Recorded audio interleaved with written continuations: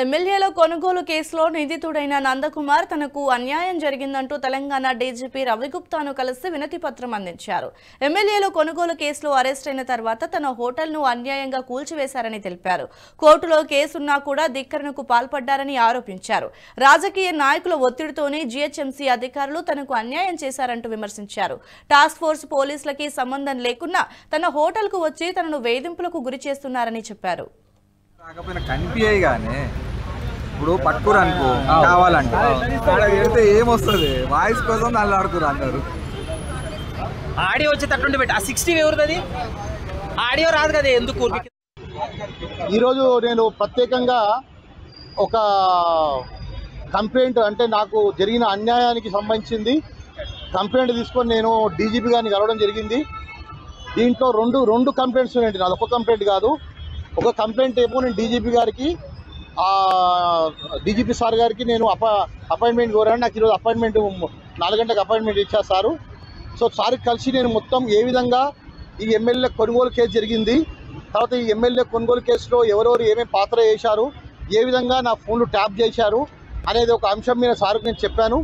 Sir కూడా చాలా సానుకూలంగా స్పందించి సార్ కూడా అడిగారు, ఏంటి ఇంకా ఏముంది నీ దగ్గర ఇన్ఫర్మేషన్ ఉంటే మాకు చెప్తే మేము మీకు హెల్ప్ చేస్తామని చెప్పారు. నేను సార్కి చెప్పాను, సార్ ఇది మ్యాటర్ ఇందులో కోర్టు పరిధిలో ఉంది, సుప్రీంకోర్టు పరిధిలో ఉంది కాబట్టి నేను తప్పకుండా దీన్ని మరలో ఒకసారి వచ్చి దీని గురించి నేను మొత్తం క్లియర్గా నేను ఎక్స్ప్లెయిన్ చేస్తాను సార్కి చెప్పాను.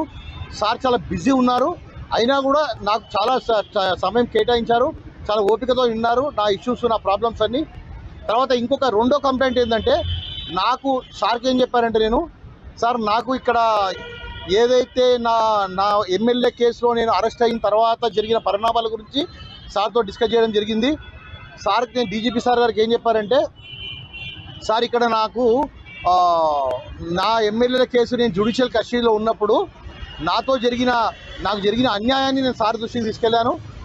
ఏ విధంగా అయితే వాళ్ళు నా హోటల్ని ధ్వంసం చేశారో హైకోర్టు లోయర్ కోర్టు ఆర్డర్స్ ఉన్న తర్వాత కూడా వాళ్ళు నా హోటల్ని వాళ్ళు అంటే హీరో వెంకటేష్ గారు, సురేష్ బాబు గారు, రానా, అభిరామ్ వీళ్ళందరూ కలిసి నా హోటల్ని ధ్వంసం చేశారు.